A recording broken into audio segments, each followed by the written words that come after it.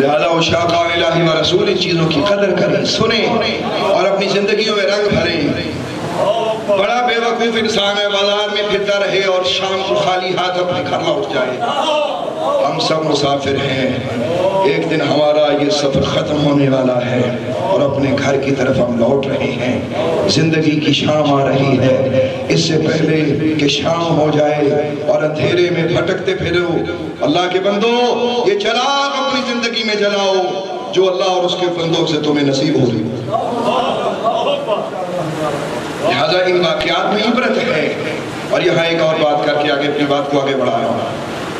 ابلیس نے کتنے سجدوں سے انکار کیا؟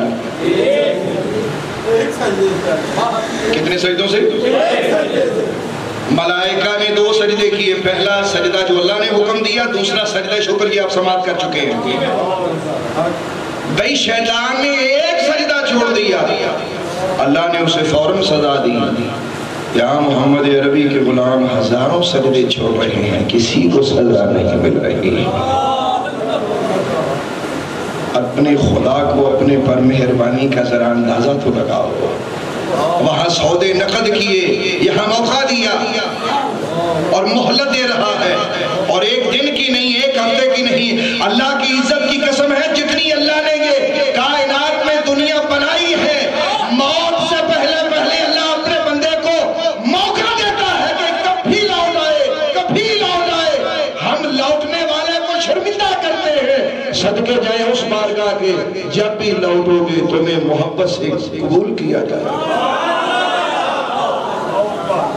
لہٰذا جلدی لوٹ آؤ، اتنی دور مت جاؤ، اتنی دور مت جاؤ کہ شام کو بھی گھر نہ لوٹ سکو، پھر رات ہو جائے گی اور پھر تم مسافر اندھیری رات کے مسافر ہو جاؤ گے، اور اندھیری رات کے مسافروں کو چوروں اور ڈاکوؤں کا خطرہ ہوتا ہے، اور شام سے پہلے پہلے اپنے گھر آ جاؤ، گھر لوٹ آؤ، اپنے گھر آ جاؤ، اپنے گھر میں واپس آ جاؤ۔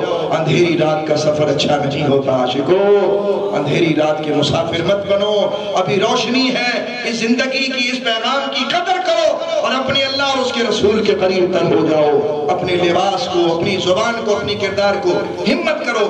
زبان دنیا میں لوگ تانے تیر مارتے ہیں، مارنے دو، تمہیں سرکار مدینہ کی طرف دیکھنا ہے۔ اتنی بات ذہن میں رکھو کہ جب قبر میں جاؤ گے کوئی دوست، کوئی سجن تمہارے ساتھ نہیں ہے، ایک تنہا جسم ہے، یوں بٹھا دیا جائے گا، لٹا دیا جائے گا۔ آج کون ہے دوست جو تمہارے پیچھے آئے گا؟ لہٰذا اپنی زندگیوں میں شام ہونے سے پہلے لوٹ آؤ، شام ہونے سے پہلے آ جاؤ، لوٹ آؤ۔ اتنی دور مت جاؤ کہ واپس نہ لوٹ سکو، اور رات اتنی اندھیری مت کرو کہ سفر مشکل ہو جائے۔ آج سے وعدہ کرو کہ ہم اپنے اللہ کی طرف پوری توجہ سے لوٹیں گے، کہو نا انشاءاللہ۔ عشاقان الہی و رسول سجدہ، یہاں ایک اور بات آگئی، ابلیس نے سجدہ نہیں کیا، تو سجدہ عبادت کا سب سے اہم جز ہے۔ اللہ نے رکوع نہیں کرایا فرشتوں سے، نقطہ آگے کر کے بات آگے بڑھاتے ہیں۔ خدا نے رکوع نہیں کرایا، رکوع بھی عبادت ہے۔ اللہ وحدہ لا شریک نے قیام نہیں کروایا، قیام بھی عبادت ہے، التحیات بھی عبادت ہے، قومہ، قادہ، تشہد، یہ سب عبادات ہیں، جلسہ عبادت ہے۔ توجہ فرمائیے، لیکن اللہ وحدہ لا شریک کا خلاق عالم نے سجدہ کروایا تاکہ پتہ یہ چل جائے کہ سب سے اہم عبادت سجدہ ہے، اور اللہ سجدے پہ سب سے جلدی راضی ہو رہا ہے۔ خدا سجدے پہ سب سے زیادہ راضی ہوتا ہے۔ اور یاد رکھیے گا، اگر کوئی سوال کیا جائے کہ عبادت میں سب سے زیادہ قریب انسان اللہ کے کہاں ہوتا ہے، تو جواب اس کا ہے سجدہ۔ خدا کے قریب انسان کہاں ہوتا ہے؟ سجدے میں۔ تو آئندہ ارادہ کرو پختہ کہ سجدے نہیں چھوڑو گے، دل سے وعدہ کرو، اپنے ضمیر سے وعدہ کرو، اپنے اللہ سے وعدہ کرو، اور سچا وعدہ کرو، اور سچا وعدہ کرو، اور ستھرا وعدہ کرو، جس میں کھوٹ کوئی نہ ہو، جس میں دھوکہ کوئی نہ ہو۔ اور کب تک یہ دھوکے بازی کی زندگی؟ انسان ایک دن ختم ہو جائے گا۔ یہ سب دنیا کے دندنات بازار ایک دن سمٹنے والے ہیں. میں پھر کہہ رہا ہوں اپنی بات کہہ کے میں اپنی بات کی طرف لوٹ آتا ہوں. شام سے پہلے گھر میں واپس آ جاؤ، وگرنہ رات کو پھر تمہیں کوئی یاد آئے گا اور تمہیں مشکل پڑ جائے گی. اور تنہائی کا سفر بڑا مشکل ہوتا ہے جب کوئی حامی و ناصر نہ ہو، بڑا مشکل ہوتا ہے. یہ گرمیوں میں آئندہ لوڈ شیڈنگ تو بھی سے دیکھنی شروع ہوگی. خیر ہمیں تو عادت بن گئی ہے. تو آپ اندھیرے سے کتنا گھبراتے ہیں. کبھی قبر کے اندھیرے پہ بھی غور کیا ہے؟ کبھی یہ بھی سوچا ہے کہ وہاں کون سی روشنی چاہیے اور وہاں کے لیے کتنے چراغ ہم جلا کے جا رہے ہیں؟ کبھی سوچا ہے؟ تو اگر اللہ نے آج آپ کو موقع دیے ہیں، خدا اور اس کے رسول کی عزت و عظمت کے واسطے ان مواقع کو ضائع نہ کرو. یہ عہد کرو کہ انشاءاللہ ہم اپنے سجدے اپنی اللہ کی بارگاہ میں مضبوط کریں گے. اور انشاءاللہ شاکار الہی و رسول شمع توحید و رسالت کے دیوار میں پروانوں. ابلیس کو اللہ نے مردود کر دیا اور خدا کا وہ مکالمہ جو ابلیس سے ہوا تھا، جو پچھلے جمعۃ المبارک کو بیان کیا گیا تھا، اسے آگے بڑھتے ہیں. اب ایک حوالہ دے کے اپنی بات کو آگے بڑھا رہا ہوں. خدا اپنے بندے کو موقع دیتا ہے اور اتنا زیادہ موقع دیتا ہے کہ شاید کوئی مالک اپنے غلام کو ایسا موقع نہیں دیتا. شاید کہ یقیناً نہیں دیتا. جتنی جنگ اللہ سے شیطان نے کی تھی، کیا اس کے کوئی معافی کے چانس تھے؟ کوئی چانس تھا؟ کھلم کھلا اس نے بدماشی کی خدا کے سامنے. اور صدقے جاؤں اس کے دریائے علم پر اس کی برداشت کے، یعنی ایک لمحے میں جو بھی چاہتا کر سکتا تھا. چھنا کرے، تباہ کرے، برباد کرے، جو چاہے کر سکتا. مہلت دی، موقع دیا اور بتایا یہ کہ دیکھو کہ میں اپنے دشمنوں پہ بھی کتنا مہربان ہوتا. تو جو دشمن پہ مہربان ہے وہ مومن پہ کس قدر مہربان ہوگا؟ ابھی سوچایا آپ نے؟ اور مسلمانوں مومنوں کسی رب نو صحیح منے ہی نہیں، منو منو تو آڑے ہر دوستی بلا دیں گا. تو جب دشمن پہ اتنا مہربان ہے وہ اپنوں پہ کس قدر مہربان ہوگا، مومنوں پہ کس قدر مہربان ہوگا. تفسیر روح البیان اس کا ایک حوالہ دے کے اپنی بات کو آگے بڑھا رہا ہوں. اسی آیت کے تحت یہ جو آیت کریمہ ہے، یہ جو آیت کریمہ میں نے پڑھی، یہ سورہ بقرہ کی آیت نمبر جو ہے 34 ہے. وَإِذْ قُلْنَا لِلْمَلَائِكَةِ اسْجُدُوا إِلَىٰ آخِرِهِ. اسی آیت کی شرح میں اس سورہ بقرہ کی اس آیت کی شرح میں یہ عبارت یہاں موجود ہے اور اس کتاب میں اور کئی جگہ پہ تھوڑے سے عبارات الفاظ مختلف ہیں. وہ واقعہ لکھا ہوا ہے. بتانا یہ چاہتا ہوں کہ اللہ موقع دیتا ہے. پنجابی میں رب موقع دینا بندے نو. کون ہے رب اپنے بندے نو؟ ادھر گل دھیان نال سننا جی. یہ گلاں دھیان نال سنیا کرو. تہاڈی زندگی 'چ گلاں رنگ بھردیاں نے. تہانوں انسان نو انسان بنان دے یہ گلاں اعلیٰ طریقے نال کردار ادا کردیاں نے. انہاں نو محسوس کرو انہاں باتاں نوں اندروں دلوں. حضرت موسیٰ علیہ نبینا علیہ السلام، ایک روایت حضرت موسیٰ علیہ السلام والی اور ایک روایت بغیر موسیٰ علیہ السلام تو یہ دو میں ذمہ داری نہ بیان پہ کرنا ذرا دھیان کریے. حضرت موسیٰ علیہ السلام کو ہے تورتے جا رہے ہیں تو راہ ابلیس مل گیا. انہیں عرض کی تھی کہ جناب کتنے چلے ہو؟ فرمایا میں اپنے رب نے گلاں کرن چلا. انہیں کہا جناب پھر میرا بھی کام کر دیو. اللہ کو پوچھ دیو کہ میری معافی دا کوئی راہ ہے جی. یہاں ایک چھوٹی سی بات کرنا چاہتا ہوں. کوئی شیطان اگرچہ گمراہ ہے، بے ایمان ہے، جو مرضی تسی کہہ لو، اور پھر بھی کوشش کرتا ہے کہ میری بخشش دی گناہ ہو جائے. بندہ کڈا پیڑا ہے جنہوں اپنے رب دی بارگاہ چ بخشش دی ضرورت نہیں ہے، توجہ نہیں کرتا. سوچو ذرا. انہیں کہا یا موسیٰ کلیم اللہ، اللہ دی بارگاہ چ پوچھ دو کہ میرا واسطے کوئی راہ کوئی رابطہ. فرمایا میں ہاں میں رب دی بارگاہ چلا، کوئی دور تے جو ملے گا میں تینوں آ کے دس دیاں گا. انہیں کہا جی میں اتنے کھڑا، میں جانا نہیں کتے، تسی تشریف لے کے آؤ واپس سے، میں اعتراض کھڑا تو تھوڑا میرا کام بات. فرمایا ٹھیک ہے ٹھیک ہے. حضرت موسیٰ کلیم اللہ علیہ نبینا علیہ السلام واپس آ گئے. اللہ دھیان کریے. ابلیس راج کھڑا ہے. راج پوچھتا ہے حضور میرے بارے سے اللہ نے کی فیصلہ فرمایا ہے؟ اور سنو اپنے رب دیاں کہ اپنے پروردگار دیاں مہربانیاں دا اندازہ کرو. صدقے جاؤ. خلاق عالم رب کائنات اللہ علیہ نے ارشاد فرمایا پیارے کلیم اللہ میں تیری زبان وچوں اس بے ایمان شیطان ابلیس نو اے پیغام دینا مگر انہیں میرے واسطے پیغام دیتا ہے پھر ان دس دے کہ اللہ بخشن ہارے اگر وہ جبار و قہار ہے لیکن سننے شروع بچوں نے فرمایا بسم اللہ الرحمن الرحیم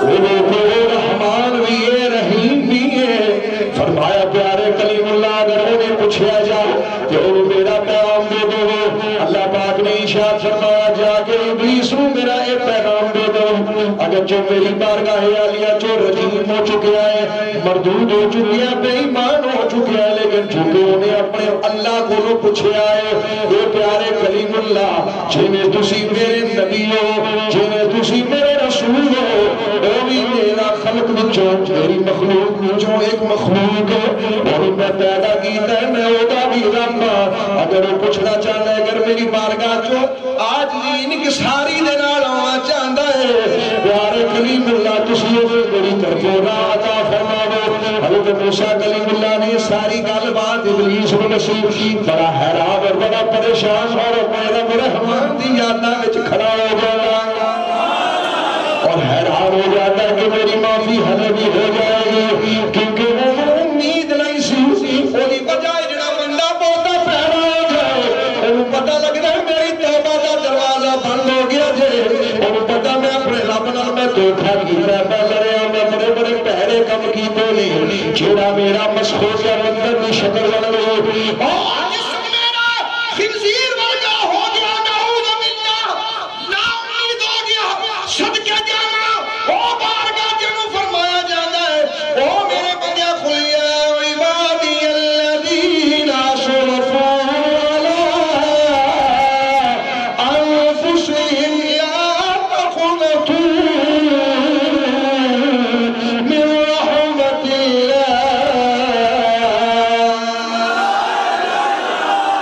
اللہ پاک نے ارشاد فرمایا مدینے دے تاجدار اے بازار دے کاجر والے بندہاں دے چہرے والے عالم مشرا جو سینے والے مدینے دے تاجدار تسی ارشاد فرما دو او میرے بندے جو تسی اپنی جاناں تے ظلم کر لو گناہ کر لو اسرفوا علی انفسہم لیکن یہ گل دھیان رکھیے لا تقنطوا من رحمت اللہ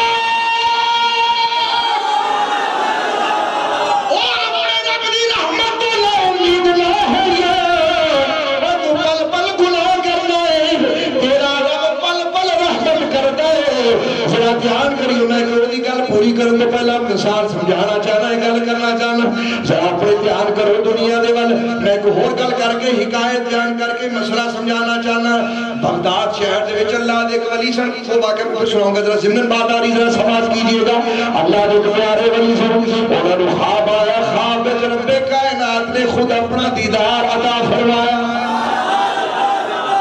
جدوں اللہ پاک دا دیدار ہویا تے انہوں نے سوال کیتا میرے اللہ کائنات بناؤن والیا سونیا ربا اے دس اے بغداد شہر وچ بڑے بڑے ظالم ڈاکو چور زانی شرابی مجبے ایمان ہر قسم دا بندہ رہتا ہے کی وجہ بغداد شہر الٹدا کیوں نہیں ہوا اللہ پاک نے ارشاد فرمایا چونکہ تم میرا محبوب ہے تم میرا پیارا ہے لیکن اس شہر کے اندر ایک میرا محبوب ہے نام ہوتا ہے ابو بکر شبلی ہے وہ جگہ رات نو پہندا اکھاں وچ اتھرو جانے گریبان وچ منہ پا کے جگہ میرا نام لیندا ہے منو لوکاں دے گناہ توجہ نہیں کردا او دے ہاڑے ول ویکھ کے پورے بغداد شہر دے رحمت دی بارش کر لینا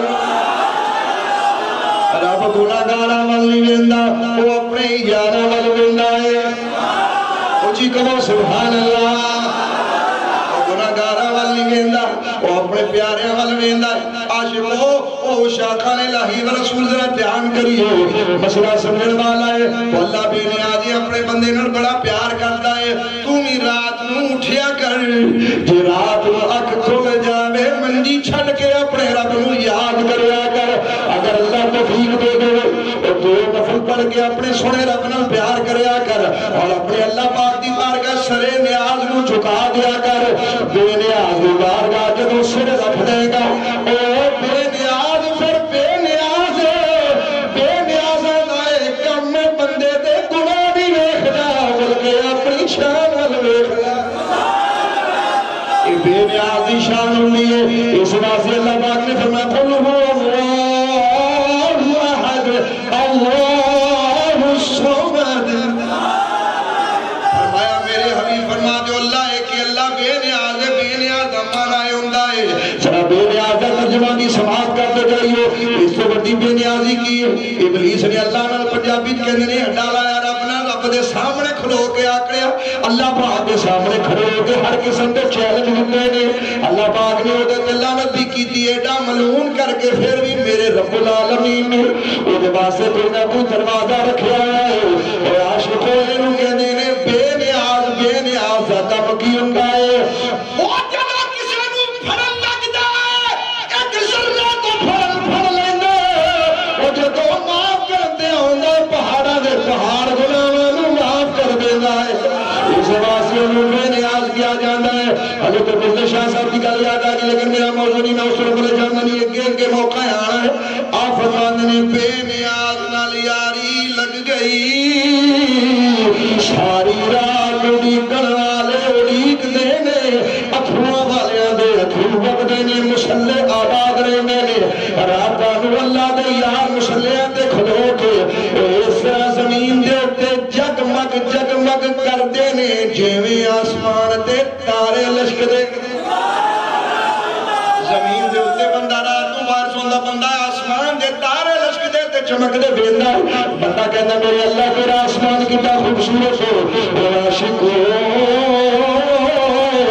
مصطفیٰ کریم دے غلاموں ذرا دھیان کریو ایسے طرح وہ فرشتے زمین دے ہوتے ویکھدے نے جدوں کوئی اللہ دا پیارا اے رب دا محبوب بندہ اے اللہ دی یاد وچ رات نوں بیٹھا ہوندا ہے یا قیام وچ ہوندا ہے یا رکوع وچ ہوندا ہے یا تسبیح وچ ہوندا ہے او کہندے نے میرے سونیا ربا تیری زمین کتنی سونی چمکدی پئی تیری زمین کتنی سونی چمکدی پئی ہے او شاہکان الہی والے ذرا مسئلہ دھیان نال سنیو او مہربان اللہ جی نے مہربانی فرمائی ابلیس واسطے بھی اللہ پاک نے دروازہ کھولیا خلا کے عالم نے فرمایا پیارے کلیم اللہ اے کلیم اللہ جا کے انہوں نے کہا پیغام دے دے اگر وہ میرے کو معافی مانگنا چاہتا میں دے واسطے کا راستہ متعین کرنا ہوا میں وہ دے واسطے کا راہ کٹی اللہ پاک نے فرمایا ذرا دھیان کریو اوہ مسلک تو ہٹ کے اور کسی فرقہ تو ہٹ کے اس سماعت کریو صرف ایک مسلمان قرآن پڑھنے والے ہو نبی پاک دا فرمان سننے والے ہو رب دیتے سن لو دھیان مال جی اللہ پاک نے جو فرمایا ہے رب سونے نے جو فرمایا ذرا دھیان نال سماعت کرو اللہ پاک نے فرمایا پیارے کلیم اللہ جا جا کے ابلیس نو کہہ دے کہ آج بھی آدم نبی دی قبر نو سجدہ کر دے گا میں رب نو معاف کر دیا گا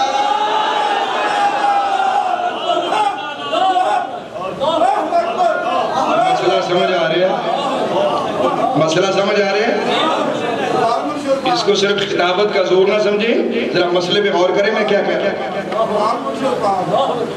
اور میں جا آدم دی قبر نو سجدہ کر دے معاف کر دیا اللہ پاک نے راہ دیتی یا نہیں دیتی بولو تو صحیح اللہ پاک نے دے واسطے آسان راہ کر دی خدا نے بڑا آسان کام سی یہ وہ اگلا واقعہ جو میں نے شروع کر دیا میں واپس لوٹ کے آ رہا ہوں اس پہ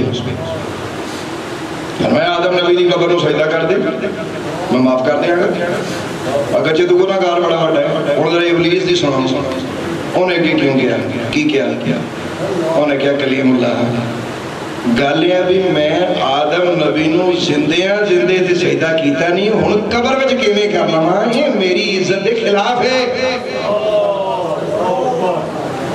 پہ جیندے جی ایک بندے دے سامنے جھکیا نہیں تے ہن او قبر وچ او دی اپنی طرف دا دھیان کری یہ ابلیس کے الفاظ ہے، کہتا ہے یہ زندہ کو سجدہ کیا نہیں، اب وہ قبر میں مردہ ہے تو اب اس میں سجدہ کروں؟